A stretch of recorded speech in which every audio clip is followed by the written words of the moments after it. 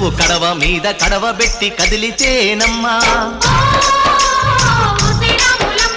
కరిమబ్బు వరదొప్పు కన్ను గెలిపేనమ్మా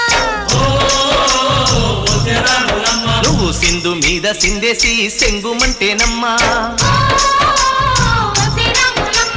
జింక పిల్ల పాదాలకు జంకు పుట్టేనమ్మా